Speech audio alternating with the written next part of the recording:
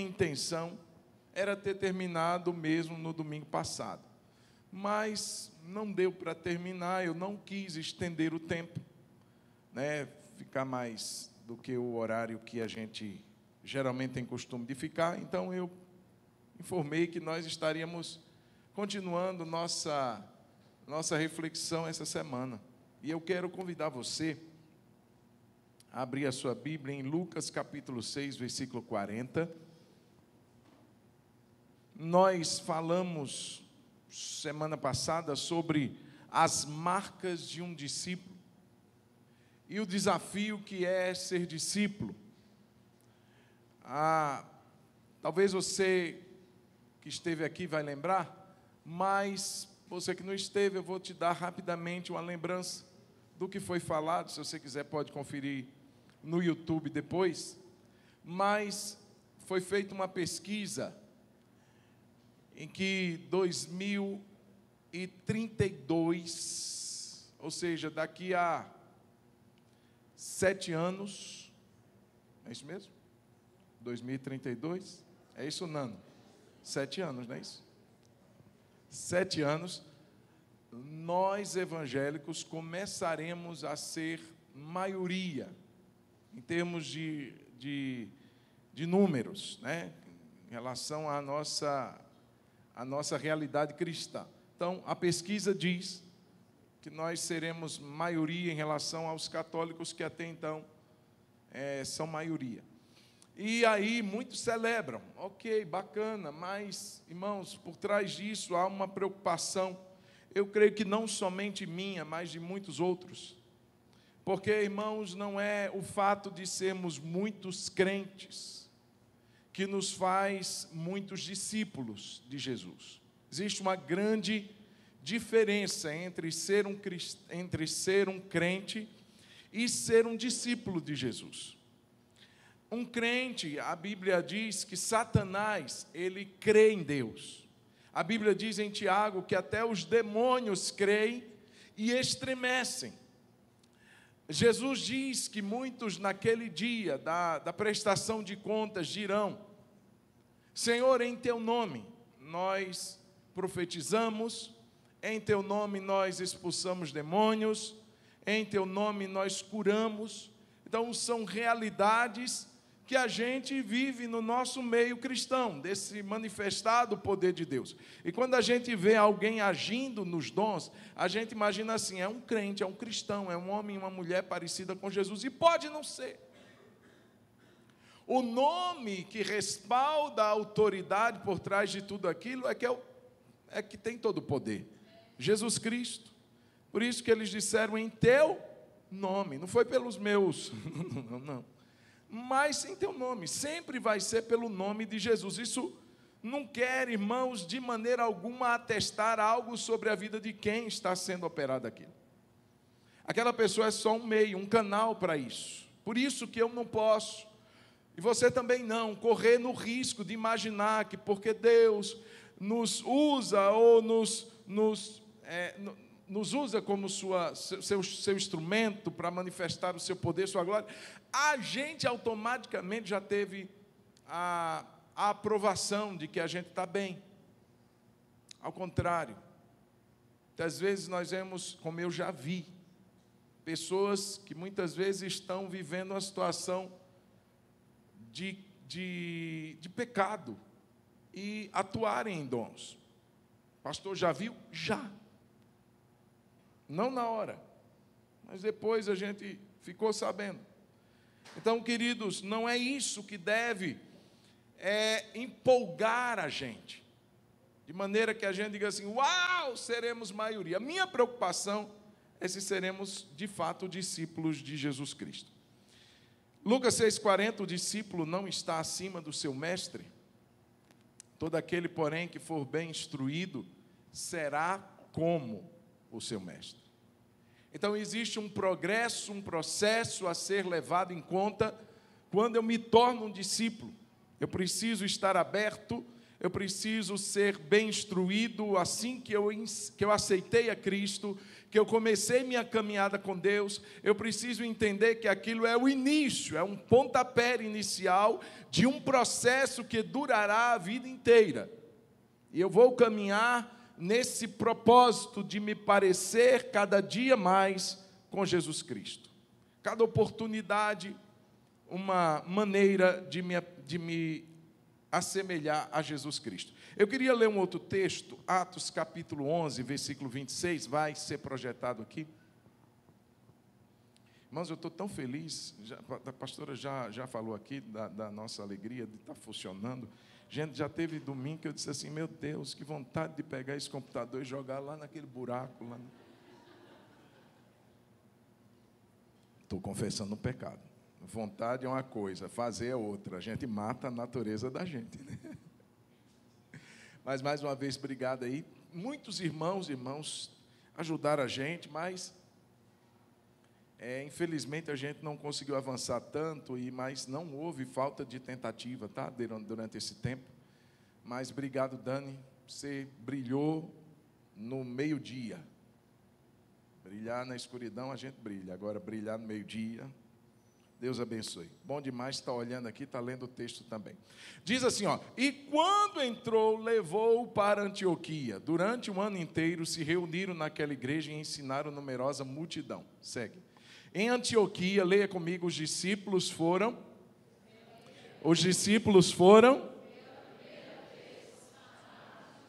Veja, existe um processo. Eu entrego minha vida a Jesus e eu posso estagnar ali.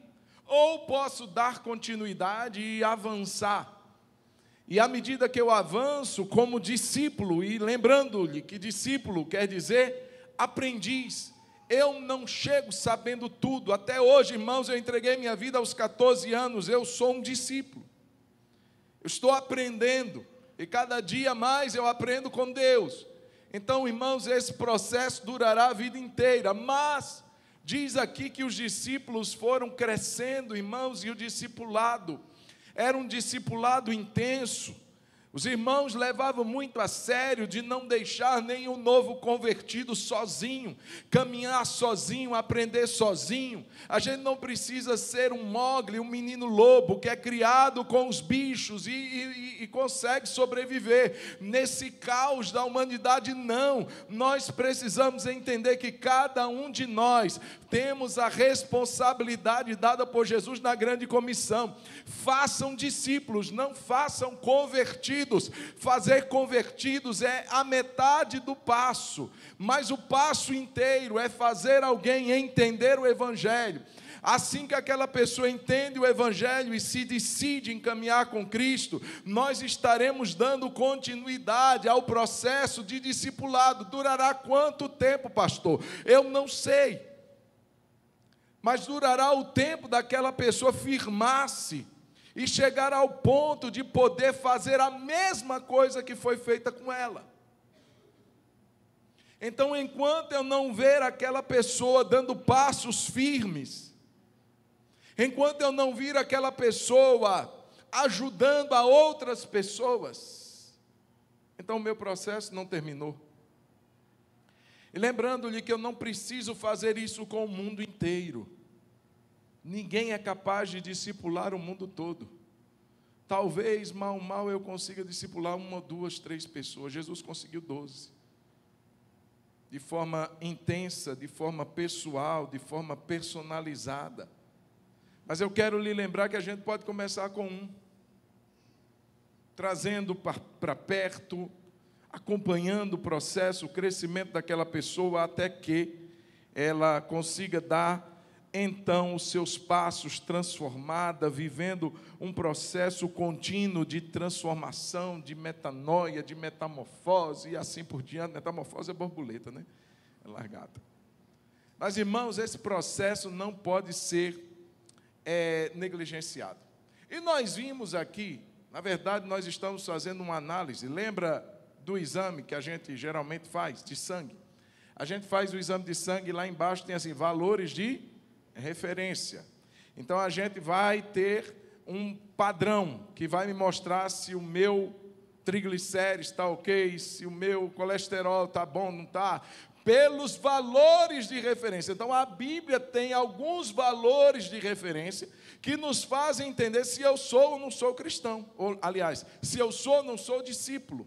Porque eu posso estar na igreja, eu posso cantar, eu posso pregar, eu posso tocar, eu posso receber os irmãos, eu posso fazer qualquer coisa e não ser um discípulo de Jesus. E falamos então sobre algumas marcas, como o ser constantemente desafiado, ter essa disposição de aprender. Falamos sobre a disposição de renunciar, você pode conferir assim que você chegar em casa, semana passada está gravado, mas eu quero dar continuidade mostrando a você mais algumas marcas, e eu vou procurar ser objetivo, ser breve quanto a isso. Então, discípulo, como uma terceira marca, ele terá disposição para obedecer.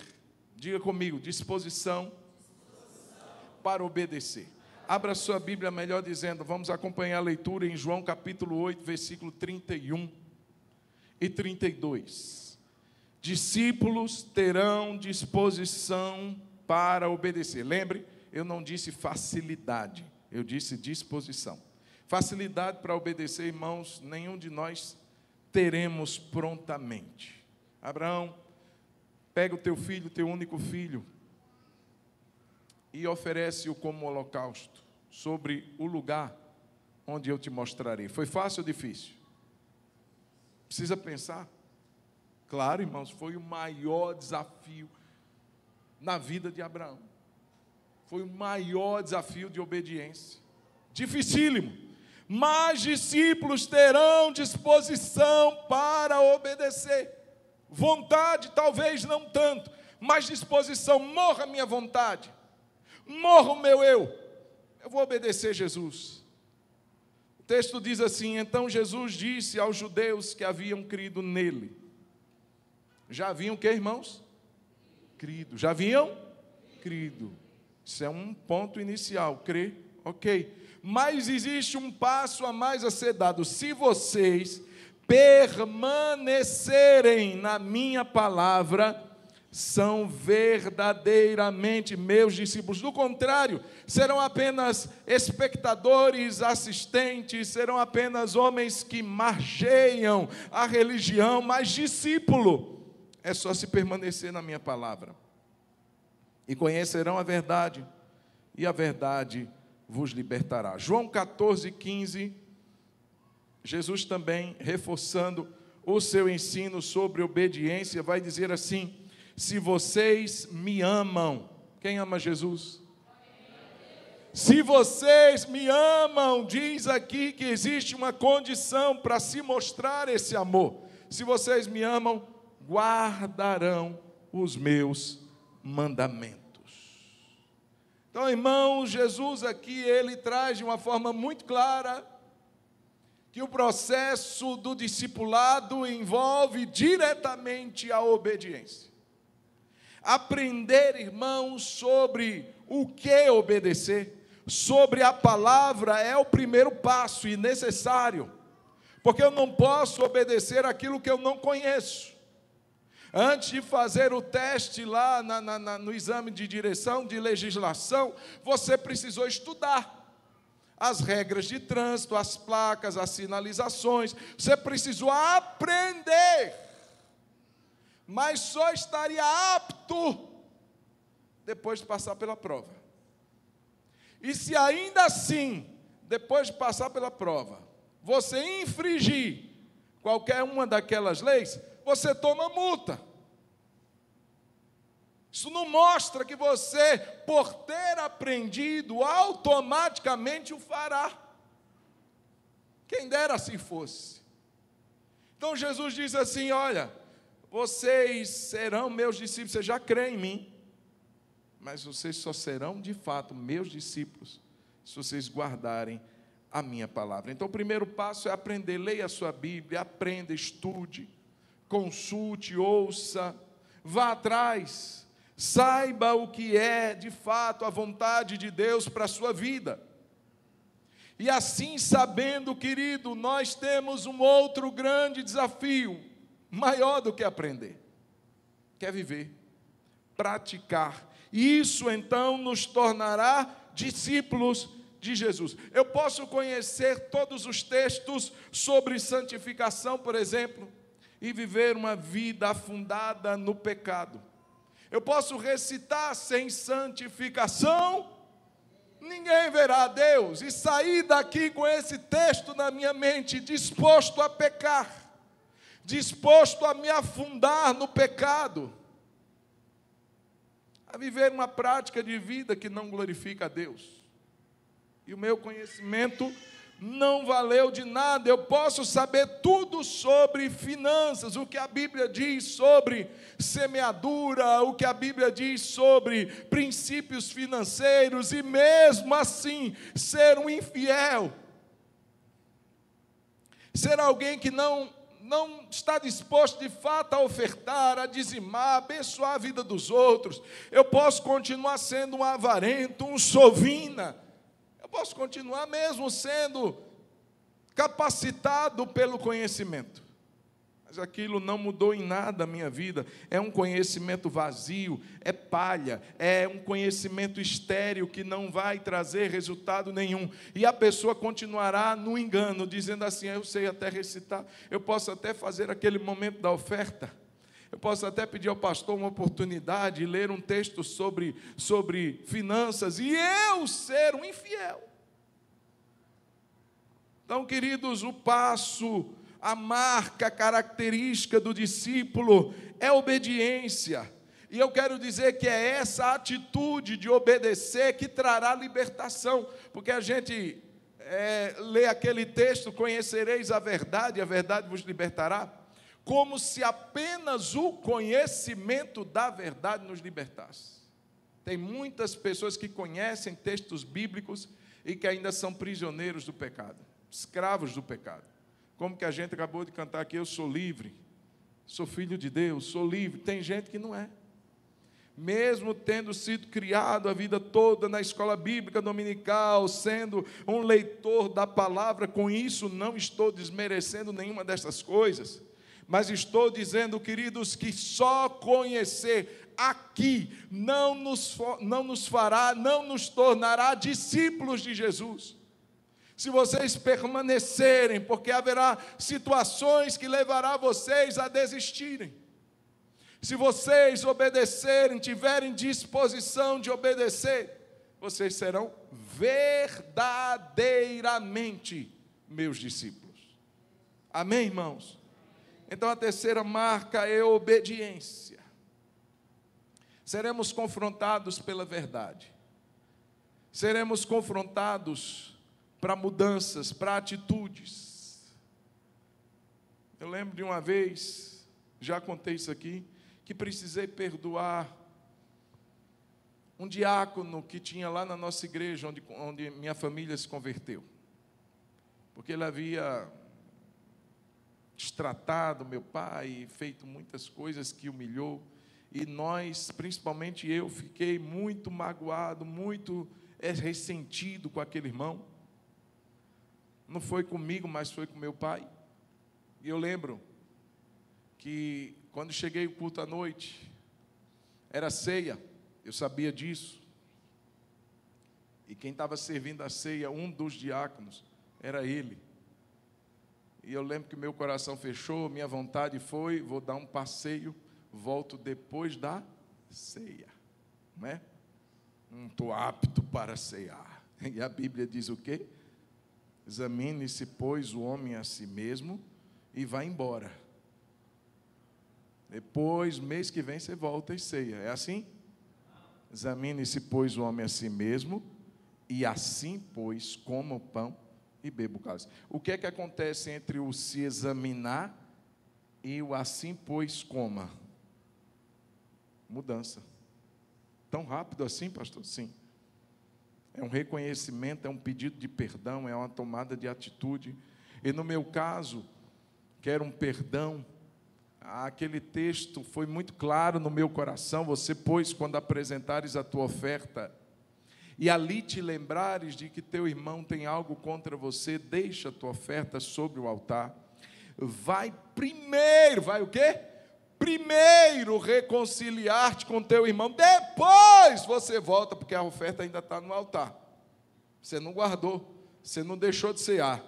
Você foi primeiro reconciliar. E depois você vem e apresenta a sua oferta no altar. E eu lembro que isso tudo veio ao meu coração, durante aquele momento que eu estava em pé, olhando para ele. Irmãos, e lembrando que eu já te contei isso, que a nossa igreja era muito grande. Tinha mais de 1000 membros na época.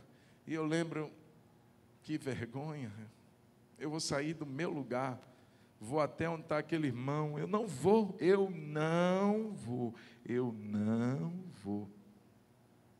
E Jesus fez o meu coração disparar. Eu sentia meu coração batendo, suando frio. É como se o Senhor dissesse assim: você vai. Eu digo: Deus, eu sou do louvor. Todo mundo sabe que eu canto lá na frente. Você vai. E eu lembro: Deus, se o Senhor está nesse negócio, me leva até lá. Que eu não tenho coragem, não. Eu tive facilidade, irmão? Eu tive facilidade? Eu tive o quê? Disposição. E eu pedi a Jesus: Jesus, me ajuda, irmãos. Eu dei um passo, eu estava sentado, talvez mais 2 pessoas aqui até o corredor, e eu lembro que eu dei um passo assim para o corredor, pedi licença. Quando eu me deparei, eu já estava na frente do irmão, e ele olhando para mim com aquela bandeja, um bigode grosso assim, lembra dele, né? Bem alto assim, ele me olhava de cima a baixo, pela altura dele, e eu, 15, 16 anos, olhando para aquele irmão, já um senhor avô, e olhei para ele e disse assim: me perdoa. E ele, tipo, não estava entendendo. Eu: me perdoa, eu estou chateado com o irmão, me perdoa. E ele, mesmo com a bandeja, me deu um abraço rápido. Ele disse: está perdoado. Ele sabia de quem eu era filho. E eu voltei com o rosto meio quente, de vergonha ainda, mas o coração leve, o coração aliviado, dizendo: Deus, era isso que eu precisava fazer. E ceiei. Eu não fiquei assim: não vou cear hoje não, eu estou de raiva de meu irmão. Toma vergonha, irmão. Você está com quantas ceias sem participar? Porque ainda não quis resolver seu problema, não quis pedir perdão ainda, não quis consertar aquela área da vida que está debilitada. Irmão, obediência é fácil? Não, mas vamos rasgar o coração.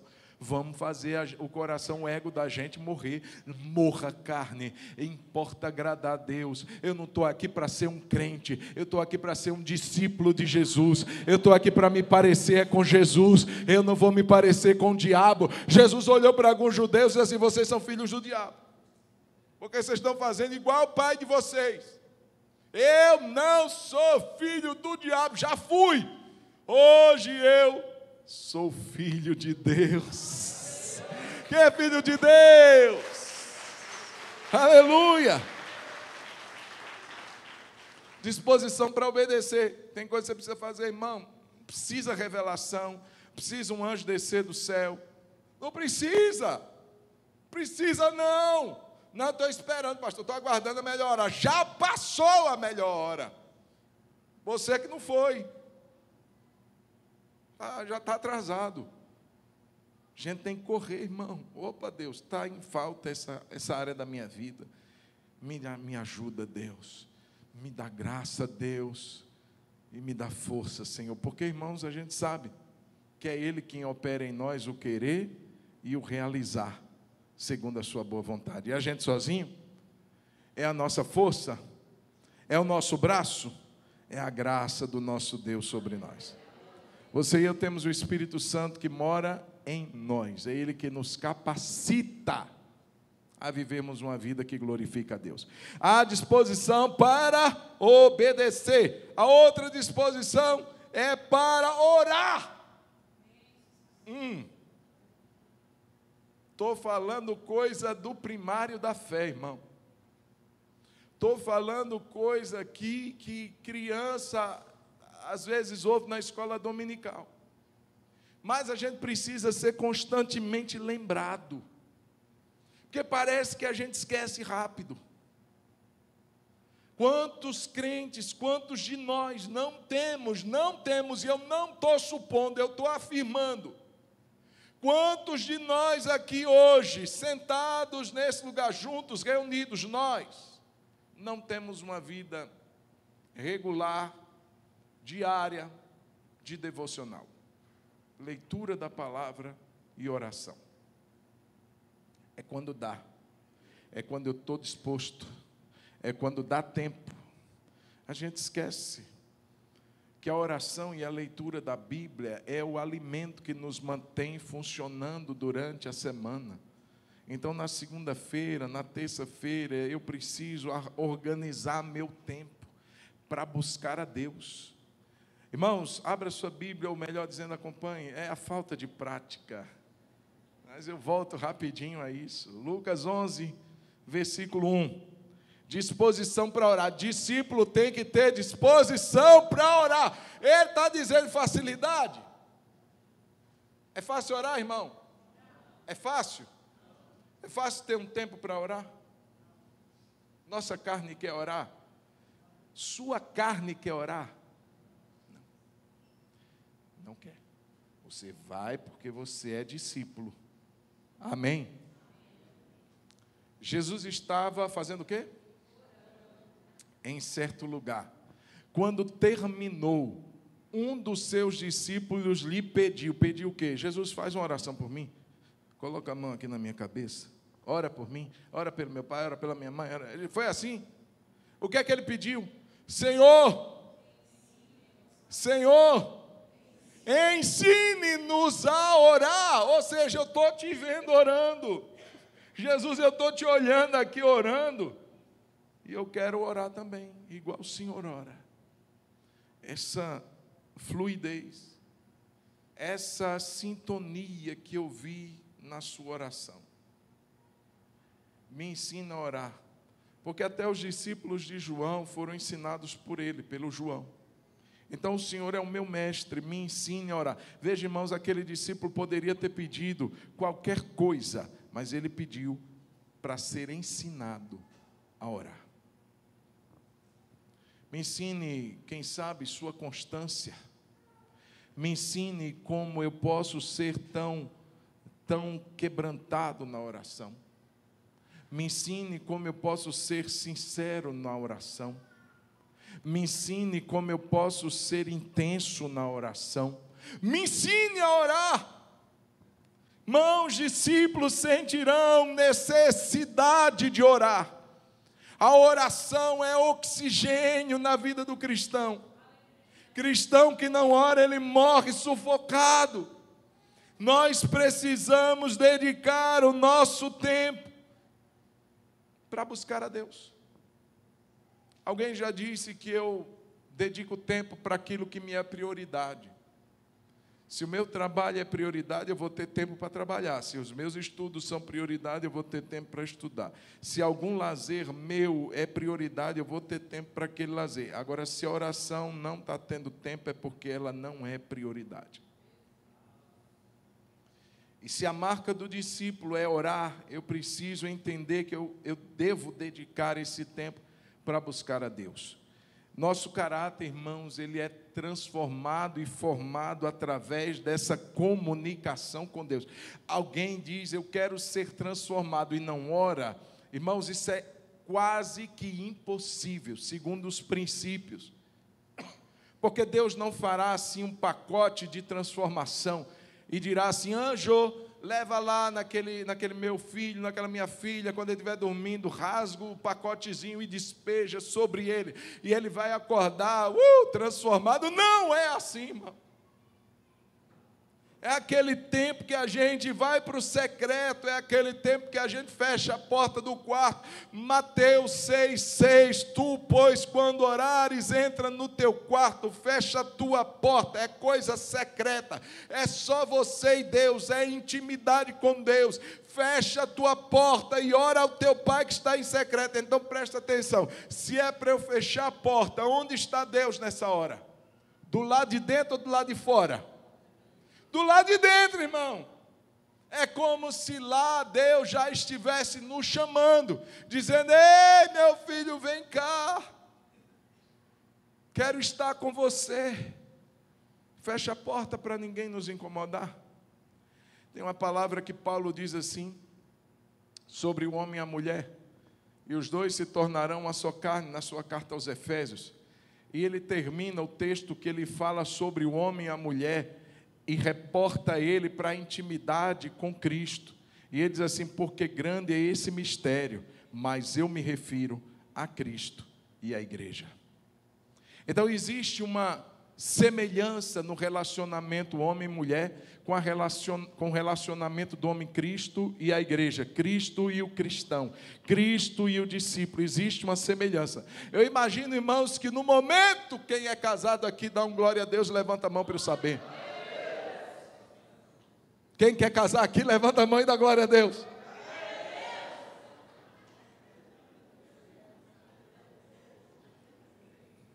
Estamos ligando na terra. E o que ligar na terra é ligado no céu. Então, amém. Vai casar em nome de Jesus. Amém ou não, gente? Casa que é bom. É bom mesmo. Aí, irmão, está o casal lá. E aquele momento, irmão, sagrado, santo da intimidade. O casal ali entra no seu leito, no seu quarto, e faz o quê? Fecha o quê? Tem que fechar? Não. Irmão, quando meu pai caminhava com minha mãe rumo ao quarto e eu vi o barulho do trinco fazendo tic, tic, tic, eu dizia: é hoje! Eu sabia. Ai de mim se eu passasse perto daquela porta. Fogo abrasador me consumiria. Seria igual a entrar no Santo dos Santos. Jamais, nunca, nem de perto. Irmãos, o crente, quando ora, ele entra onde? Quem está lá dentro? Quem está lá dentro? Deus. Ele fecha a porta. Para ter o quê, irmão? Para ter o quê, irmão? Intimidade com Deus. Conhecer a Deus é o mesmo sentido que é usado para Adão e Eva lá no Gênesis. E Adão conheceu a Eva, sua mulher, e tiveram um filho. Intimidade é dizer: Deus, o que eu tenho para falar, só o Senhor ouvirá. Sabe quando o casal vai ter a DR? Momento de discutir a relação, conversar coisas do coração. Irmãos, outro estranho não participa daquele momento. É só o casal. E ali segredos da alma são revelados. Assim a vida do crente com Deus. Ele fecha a porta do seu quarto e segredos da alma dele vêm à tona. Nós precisamos, irmãos, entender que Deus está lá nos esperando. Eu fico pensando, irmão, presta atenção, eu vou até sentar. Quem é casado? Quem é casado? De novo, deixa eu ver. Tem um mês que a porta do quarto não é fechada. Aí passa para 2 meses. Tem que repreender, irmão. Tem que repreender. Estou falando sério. Estou brincando, não. Pastor, lá, eu nem lembro o último dia que fechou a porta. Acho que já tem uns anos aí. Irmão, vamos orar hoje. Hoje. Quem mais demônio tranca a porta? Tranca a porta não. Lança fora a chave. Ele está escondendo a chave do seu quarto. Vai para lá, capeta, em nome de Jesus, porque essa porta vai ser fechada rapidinho, em nome de Jesus. Amém ou não? Amém. Irmão, imagine uma irmã que ama o marido, e o marido fica a noite toda na sala, assistindo televisão, jogando videogame, e rolando o seu feed, e a mulher está lá no quarto. Bem.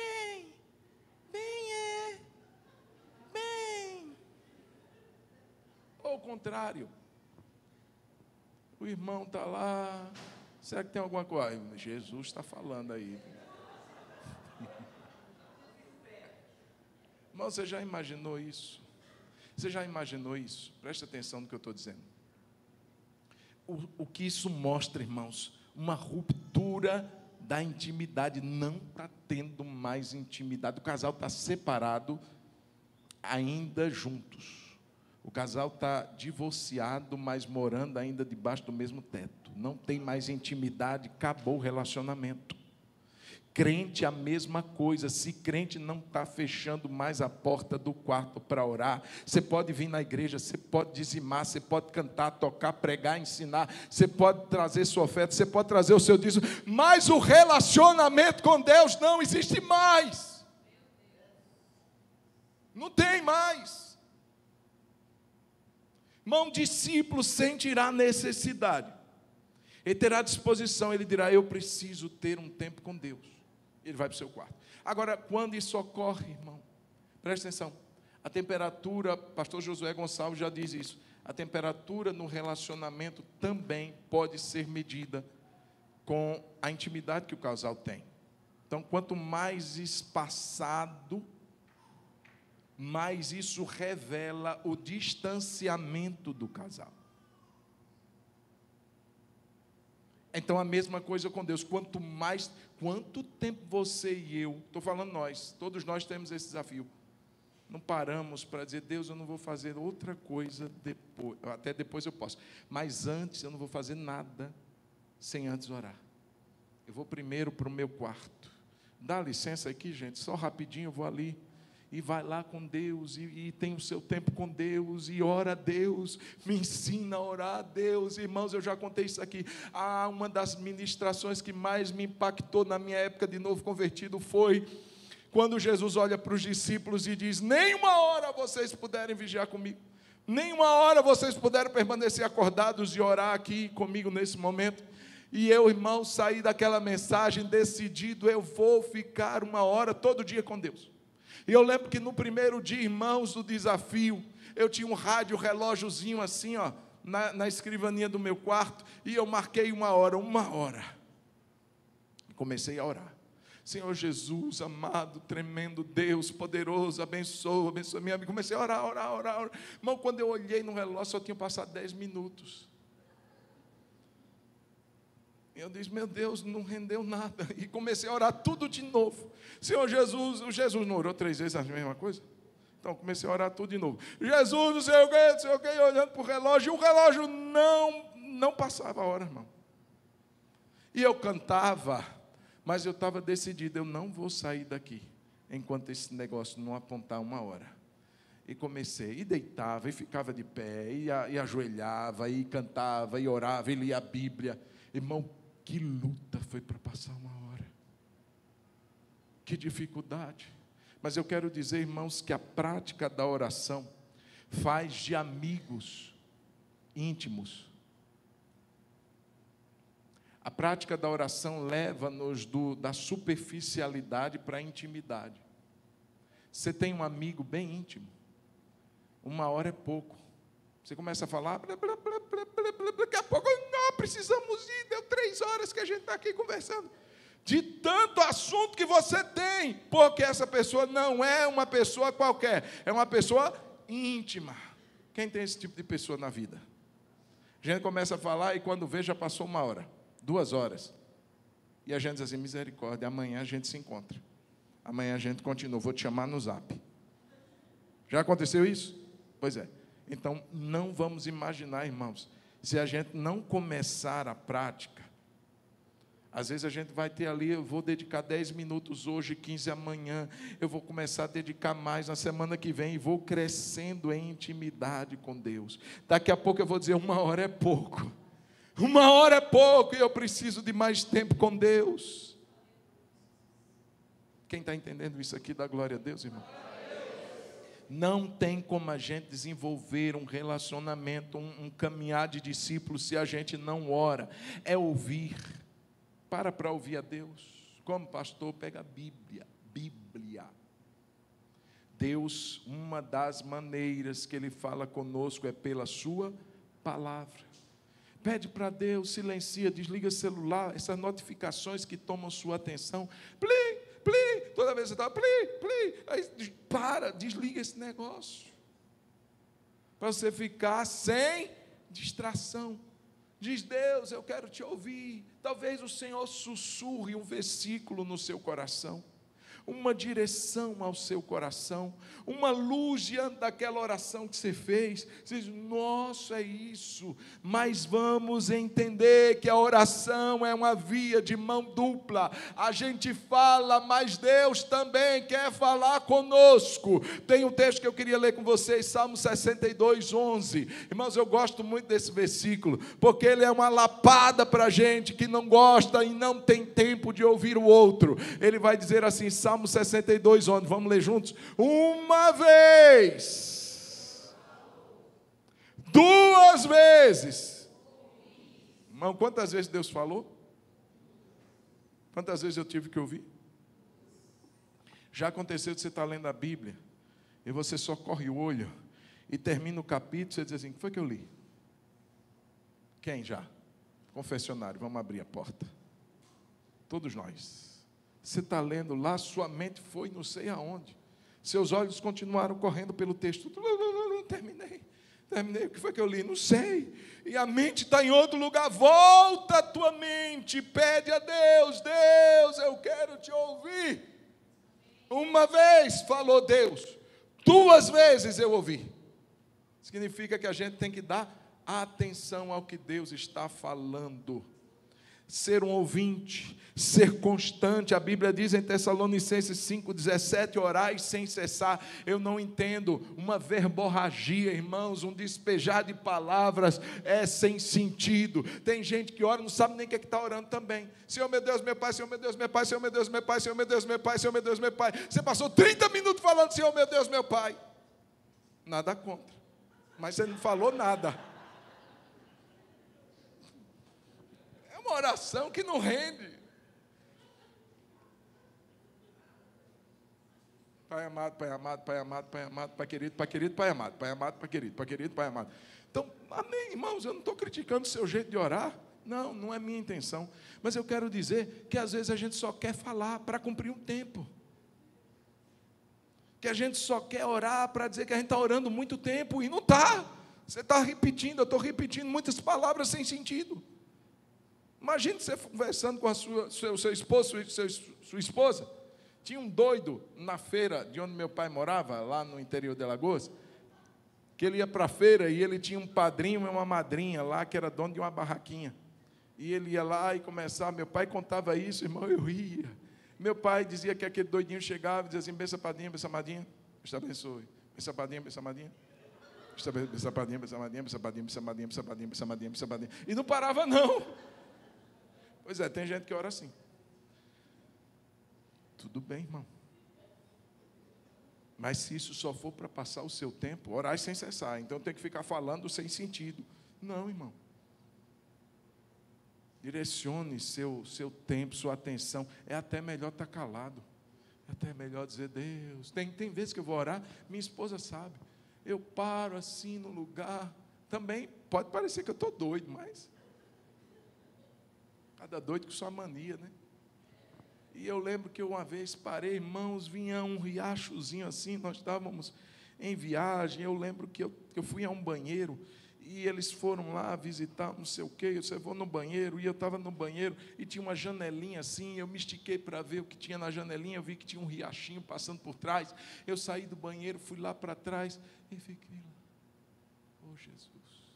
E o riachinho passando, entrando por dentro de umas árvores que fechavam-se lá na frente. Eu disse: aqui é o Éden. Ai, Jesus! E eu senti a glória de Deus. Irmão, não estava falando nada, mas eu estava rendido ali em oração. Irmãos, eu não quero te ensinar, eu não sou Jesus para te ensinar a orar, mas eu quero te incentivar, te encorajar. Saia daqui hoje com raiva de mim e dizendo: eu vou orar, eu vou orar. Eu vou orar, eu vou tirar um tempo do meu dia, 10 minutos que seja, 15 minutos que seja, 30 minutos que seja, eu não sei, mas eu vou buscar a presença de Deus, porque discípulo ora. Amém, irmãos? Seja constante, ouça com atenção, mas seja sincero. Melhor coisa da gente fechar a porta do quarto, É dizer: Deus, eu vou me desnudar aqui. Eu vou ficar... Lembra do que Hebreus diz? Que diante de Deus nós estamos nus. A Bíblia diz em Hebreus que diante dele nós estamos nus e patentes diante dos seus olhos. Ou seja, eu posso chegar lá com a capa de perfeição, com a capa de espiritualidade, e Deus está dizendo: eu te conheço. Eu posso chegar lá com palavras lindas e dizendo: ó magnânimo, poderoso, portentoso, absoluto, Deus.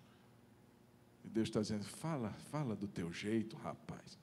Estou sabendo o que está no seu coração. Rasga aí tua vida. E eu começo a me desnudar. Ser sincero: Deus, eu não estou bem. Deus, eu estou precisando de mudança. Deus, eu sou uma pessoa intolerante, eu sou uma pessoa impaciente, eu sou uma pessoa rude. Deus, vai mudando minha vida. Ser sincero. Irmãos, oração, tempo de oração não é tempo de ilustrar o móvel, não. Chegar diante de Deus brilhando, não, é quando a gente sai de lá que a gente brilha. Quando a gente entra, a gente às vezes está opaco. Às vezes a gente está sem brilho nenhum, a gente está quebrado, a gente está moído, e a gente está dizendo: Deus, eu não sou nada. Ai de mim, que sou pecador. Ai de mim, que sou um homem de lábios impuros. Ser sincero. Abre o coração, rasga mesmo medo, sonhos, anseio. Estou com medo, Deus. Estou ansioso, Deus. Estou temeroso. Não estou com fé suficiente para isso. Me ajuda. Irmãos, Ele é o seu Pai. E quando a gente entra em sua santa presença, o que Deus não despreza? Um coração contrito e quebrado, quebrantado. Deus não despreza.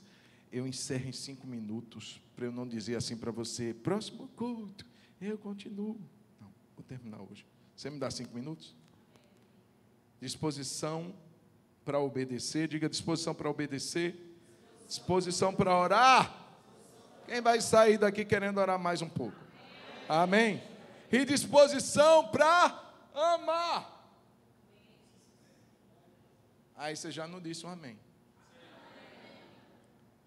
João 13:35. Nisto todos conhecerão que vocês são meus discípulos. De que maneira? Jesus está falando algo que nos identificará. Nisto todos saberão que vocês são meus discípulos, se tiverem amor uns pelos outros. Essa é a condição para ser identificado como discípulo de Jesus. É a identificação. Irmãos, e basicamente 2 coisas estão implícitas aqui. Primeira coisa, eu já falei um pouco aqui atrás, não vou me deter, mas é perdoar. Eu não tenho como amar guardando nenhum tipo de ressentimento. Eu não tenho como amar guardando reservas. Eu não tenho como amar cheio de desconfianças. Eu não tenho como amar. Então, perdão está implícito no amor. Primeiro, a gente vive o perdão, a gente aceita o perdão de Deus a nós. Isso é importante porque você e eu somos pecadores. E nós precisamos aceitar o perdão de Deus. Quando eu me reconheço como de fato eu sou, eu olho para o outro e digo assim: é igual a mim, tão pecador quanto eu. Às vezes a gente se ressente, se magoa porque o irmão nos magoa. Mas e quantas vezes nós já magoamos eles? Quantas vezes eu já fui o motivo de meu irmão tá ferido? Eu fiz a ferida dele. Porque eu sou pecador. Então eu preciso aceitar o perdão de Deus. Eu preciso perdoar a mim mesmo. Tem gente que não se perdoa. E aí é você que tem que praticar com você mesmo. Irmãos, uma coisa que eu tenho aprendido é rir das minhas falhas. É lógico que tem coisas que eu vou precisar chorar. Mas muitas outras eu vou rir porque é de ser tão inflexível. rir das minhas fraquezas, não ser tão xiita, eu vou errar. Pode ter certeza, eu vou errar. E muitas vezes eu vou chorar por aquele erro, porque magoou o irmão e magoou a Deus. Mas eu preciso me perdoar. Eu preciso então perdoar os outros. Se eu estou limpo com Deus, eu aceitei o perdão de Deus e eu me perdoei, eu não vou ficar carregando culpa. Errei. E eu sei que o Senhor me perdoou, então eu vou me perdoar também. Eu vou olhar para o irmão e vou dizer assim: por que eu não estou perdoando ele? Por que eu não estou perdoando ela? Vou perdoar o meu irmão e mais, vou aceitar o perdão dele. Porque tem gente que é orgulhoso também. Não, pode deixar, eu não quero o seu perdão. Eu não quero. Eu vou fazer uma forca para mim mesmo. E vou me consumir no meu programa. Pelo amor de Deus, irmão, deixa o Judas para lá. Aceite o perdão que o outro está te dando. Pede perdão. Irmão, dentro desse gabinete eu já fiz isso. Já chamei pessoas, a pastora está aí. A gente pediu perdão. E é tão bom quando vê o irmão dizendo assim: está perdoado, pastor. Uau! Pastor, você erra. Jesus Cristo, Ele é o único Filho de Deus, está sentado à destra do Pai, mas aqui todos nós. E volta. Somos pecadores e vamos errar um com o outro. Está entendido isso? Olhe para o seu irmão e diga assim: eu sou um pecador. Você também é. Você errará comigo, eu errarei com você. E se a gente não estiver disposto a pedir perdão e a aceitar o perdão, diga: a gente não vai ser discípulo nunca. Nunca. Irmãos, e mais, quanto tempo a gente está convivendo? É muito fácil ir numa igreja hoje, todo mundo aqui é maravilhoso. Nossa, tem amados e queridos irmãos aqui nessa igreja, aleluia. Convive um pouquinho. Come um pouquinho de sal junto com esses irmãos. Não é aqui não, é em qualquer igreja. Pastor, eu vou sair da igreja. Eu vou sair da igreja porque, sinceramente, pastor, eu não imaginava. Pastor, não imaginava que eu pudesse ser tão ferido nesse lugar. Ei, meu irmão, é só o tempo que vai te mostrar que você vai ser ferido e mais, você também vai ferir. E não tem como escapar disso. Agora, existem princípios abundantes na palavra sobre perdoar. Por que Jesus falaria isso se não fosse necessário? Era para a gente praticar com quem? Com os anjos? Tem uns doidos na internet que estão falando com os anjos aí. É para praticar aqui, irmão. Dentro de casa primeiro. Vou repetir, dentro de casa primeiro. Amém? Amém. E aqui é onde você convive mais tempo. Depois da sua casa, depois da minha casa, irmãos, a igreja é o lugar que eu mais convivo. Se eu não entender isso, eu nunca vou ser discípulo de Jesus, nunca. Porque se eu não estiver disposto a perdoar, muito menos amar. Que falsidade é essa? Te amo, meu irmão. Tinha um amigo meu que dizia assim: eu te perdoo, mas clama a Deus por justiça. Nunca ouvi isso na vida. Ou perdoa ou não perdoa. E vamos continuar caminhando. Mas eu perdoei, pastor, pode ter certeza, você vai precisar perdoar de novo. Difícil. Eu não disse que discípulos terão facilidade para amar. Eles terão disposição para amar. E comunidade. Se eu entendo que essa é a dinâmica, eu vou estar inserido na comunidade. Irmãos, comunidade é algo para você estar, participar, pertencer e ser. Igreja não é um lugar apenas de frequentar esporadicamente. Se eu quero de fato viver esse princípio de amar, eu tenho que estar presente. É mais fácil estar de longe, a gente se fere menos, mas não é bíblico.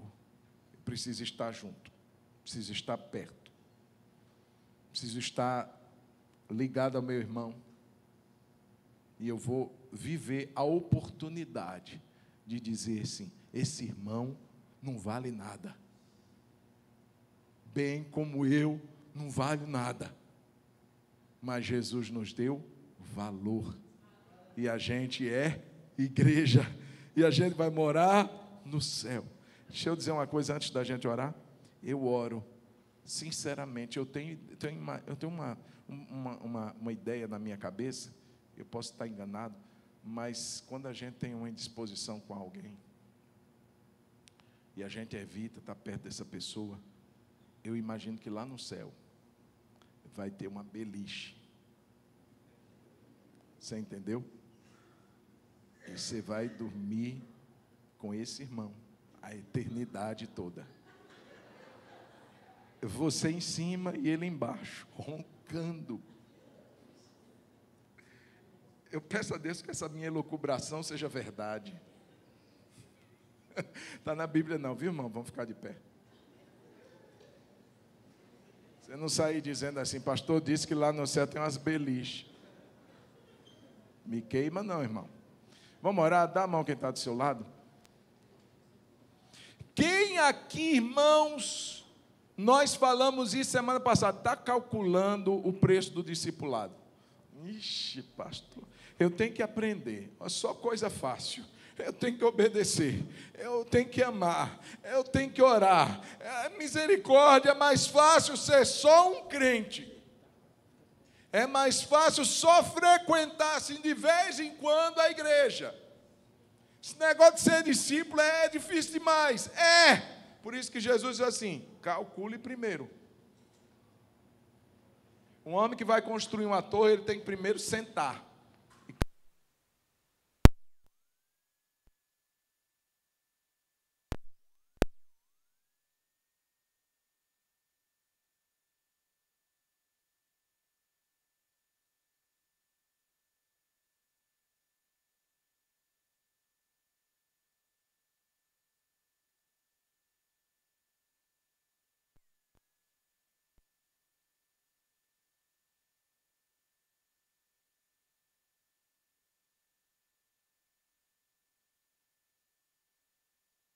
Semana passada, e eu quero concluir hoje com uma oração. Eu acho que você já deve ter calculado pelo tempo que você tem de crente, que não é fácil ser discípulo. Mas se você está disposto, eu queria que você fechasse os seus olhos, pelo menos para orar, dizendo assim: Deus, é complicado, o preço é alto.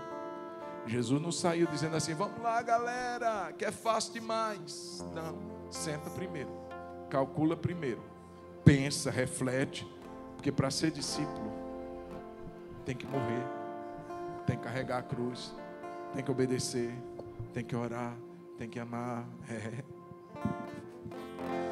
Vamos orar, vamos pedir a Deus misericórdia na nossa vida. Vamos dizer: Jesus, me ajuda a ser discípulo. Eu não quero ser só um número no IBGE, uma estatística. Eu não quero apenas celebrar porque a gente vai ser a maioria, pastor. E daí? Se for como a gente já tem hoje, irmão, não vai fazer diferença nenhuma. Mas se a gente entender que Deus me chamou para ser discípulo e mais, me chamou para fazer discípulos também. Ah, meu irmão, esse Brasil viverá um mover do Senhor tão poderoso, tão poderoso. Então eu queria que nós orássemos: Senhor, o preço é muito alto, mas eu quero pagar esse preço, Jesus. Deus, para quem nós iremos? Eu já cheguei até aqui, Jesus, eu não quero voltar. O que o mundo tem para dar, Deus, não vale. O que o mundo oferece, não vale. Mas o que o Senhor propõe é um preço alto. Mas Deus, o resultado é incomparável. O resultado não dá para calcular. Como o homem que encontrou um tesouro escondido no campo. Ele vendeu tudo o que tinha e ele comprou aquele campo. É como o homem que encontrou uma pérola de grande valor. Vale o preço, vale a renúncia, vale. Oh Deus, nessa noite nós nos rendemos a Ti. Nós nos ofertamos ao Senhor. Queremos que o Senhor nos ajude, porque tudo isso, Deus, foram marcas que o Senhor deixou como valores de referência. É para saber se eu sou, se eu não sou. Quantas vezes eu me esbarro com algum deles aqui. Quantas vezes eu me esbarro com essa falta de disposição para obedecer, para orar, para amar, para aprender. Mas eu quero nessa noite, Deus, reconhecer que tudo é pela Tua graça. E eu quero dizer como Paulo, a Tua graça nos basta.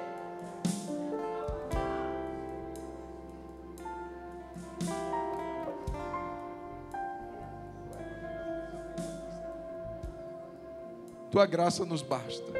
Então ajuda-nos, Deus, em nome de Jesus. Eu quero te dar aí 1 minuto para você abençoar esse irmão que você tem que amar ele. Não compreendo. Ora por ele, 1 minutinho para você abençoar esse irmão do seu lado. Mas te darei a minha canção, doces palavras te darei.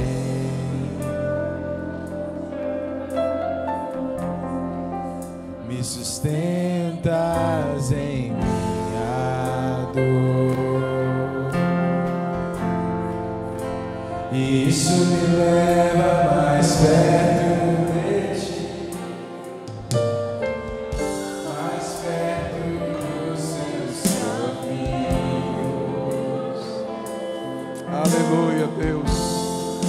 E ao redor de cada esquina, em cima de cada montanha, eu não procuro por coroas ou pelas águas das fontes.